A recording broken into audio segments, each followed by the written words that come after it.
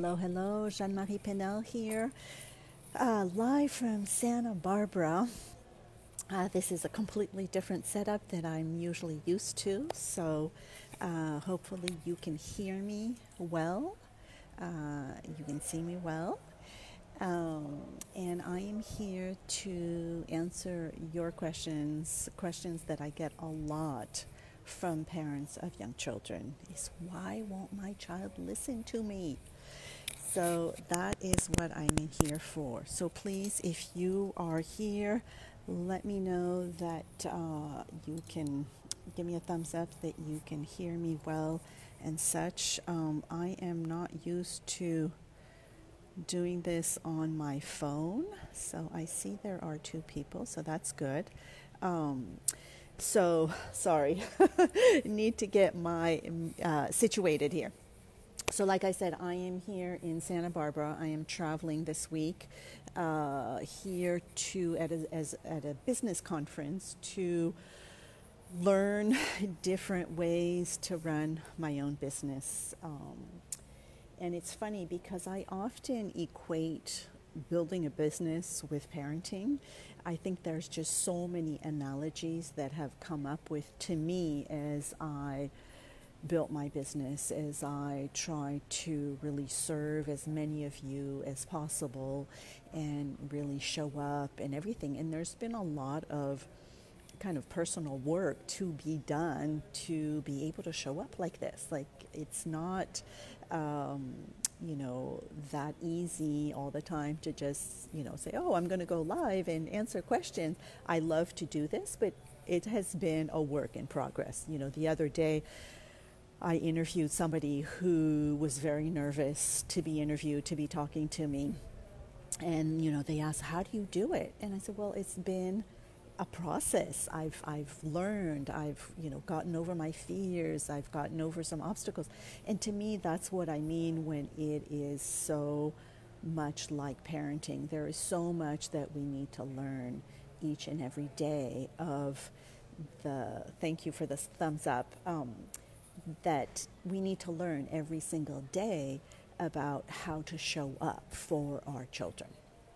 And so today I will be sharing with you also a PDF download, a free little ebook that I've prepared for you, the 21 Positive Discipline Tools that I always refer back. So I will put that in the comments below at the end when I'm done here. But first, I just wanted to really answer this question about why my child won't listen to me.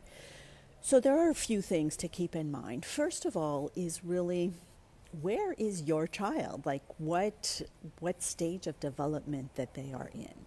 So what I focus on is really the first 6 years of life. Is really, I like to accompany parents from the beginning when they are expecting to really set up the stage, set up your inner mind work. Hello, Alan. Thank you for being here. Good to have you here. To really set up the stage to show up as the parent that we want to be. Because as I often say, we parent, like the manual that we have to parent, the instruction manual that we have for our children is really our own childhood. That's the only manual that we have. That's the only reference that we have. And sometimes that's not something that we necessarily want to reproduce, or there's maybe bits and pieces that we like, and there's some things that we want to eliminate. So, that is a work in progress because we need to do that inner work. We need to ask those important questions of, what is it, I want to keep? What is it I want to get rid of? So that's all that's saying is I like to work with parents as they are expecting so that we can really go beyond just preparing the birth, but really preparing this amazing parenting journey that we are about to embark on. And it's more than just a few hours of birthing, and I know some of you birth for many, many hours, but what I'm saying is this is way beyond, and it is for years to come, right? So that's and the first 6 years are really the foundational, the fundamental years for the adult in the making, for that human being, of how they are going to show up on the planet to other humans, to themselves, and such. So when answering the question, why won't my child listen to me, I often have to ask, well, where are they on that spectrum of those first 6 years? Because it's important to note that the first 3 years of life, the child is driven by this very intense life force that is just driving them to explore, to investigate, to touch everything, to put everything in their mouth, to just be very in tune with their inner guidance. And we call this the unconscious learner, meaning that they just they're not aware as much, right? They're just being driven by this intense life force. So what are your expectations would be a question, especially those first 3 years. Because for me, those first 3 years, do not expect them to listen, right? Guide them, show them what it is that needs to be done,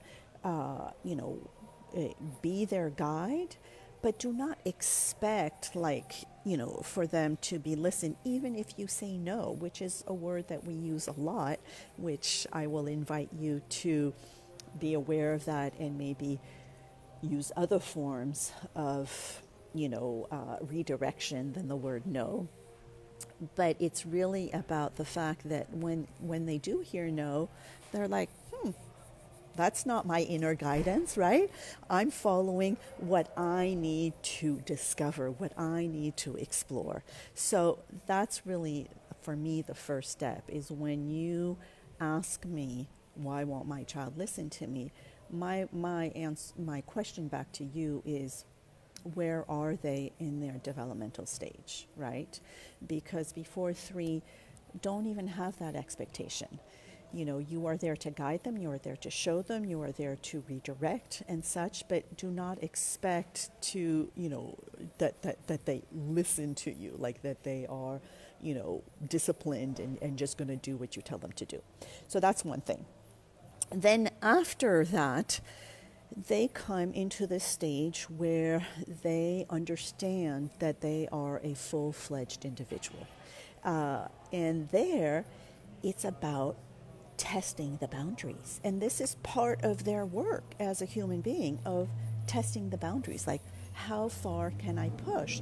So then they start saying no, and they say it a lot because, first of all, they've heard it a lot, and now they are aware that they can make choices for themselves. So they start to say practically no to everything. Even if you say, would you like an ice cream? They'll say no, because that's kind of what they're in. And we always say that this phase starts with no and ends with I can, or I choose to do this, or just this awareness about their individualness.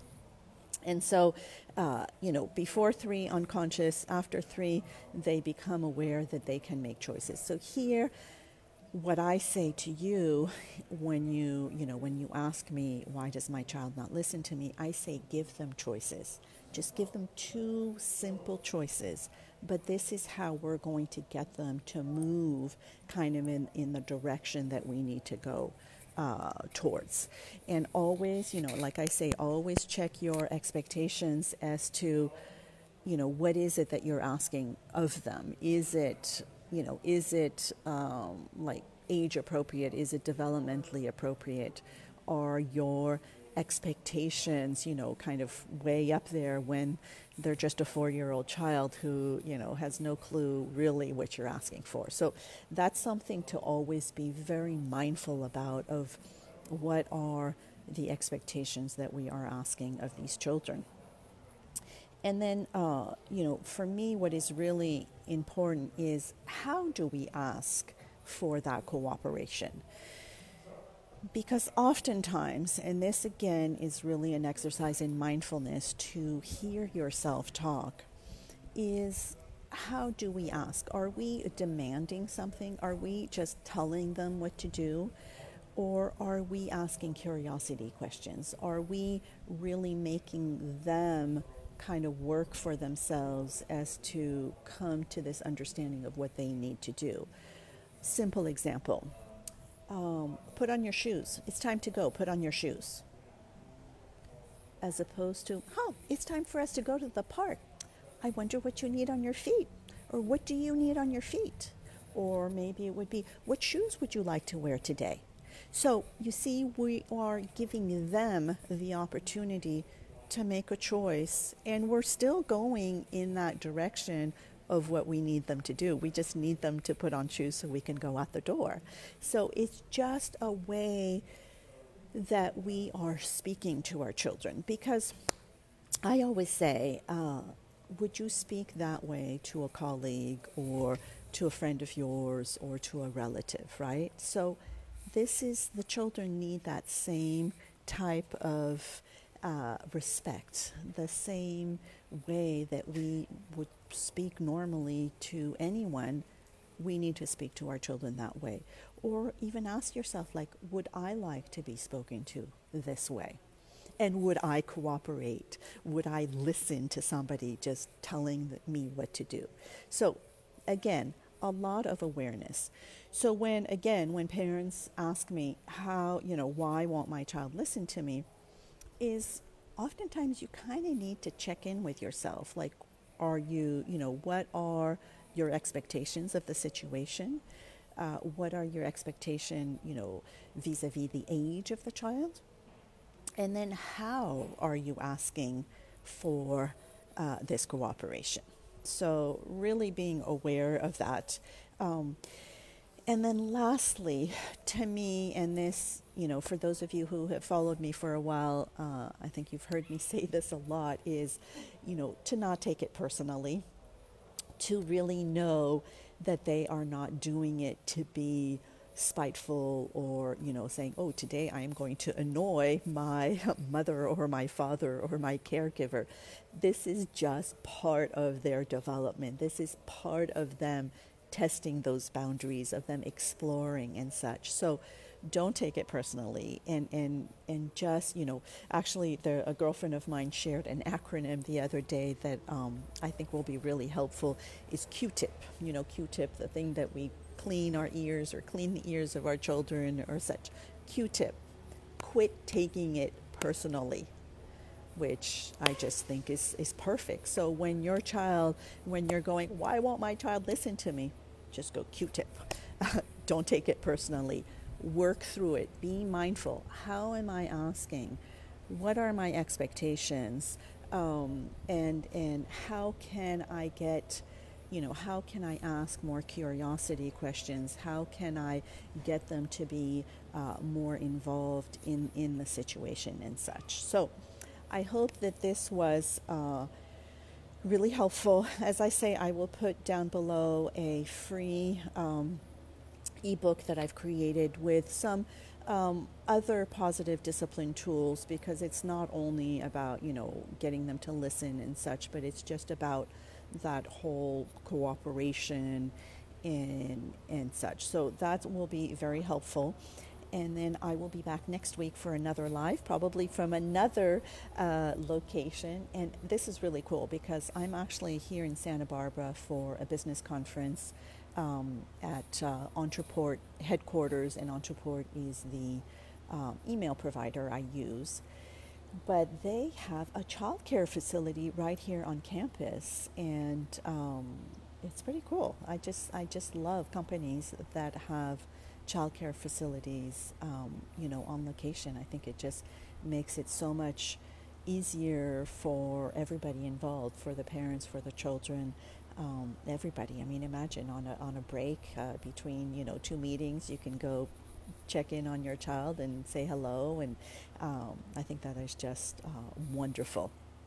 So I don't know if I might be able to change this around, but there's not really much here. So anyways, thank you for being here. I will be back next week with another live about how do I get my children to clean up, put away their toys and all this, because I know that that's something you struggle with, and I want to be able to help you out with there. So check out the free download down in the comment, and let me know any questions in the comments that you have that I can help you with. And I'm here for you. Alrighty, this was Jeanne-Marie Paynel, and I will be back. Bye-bye.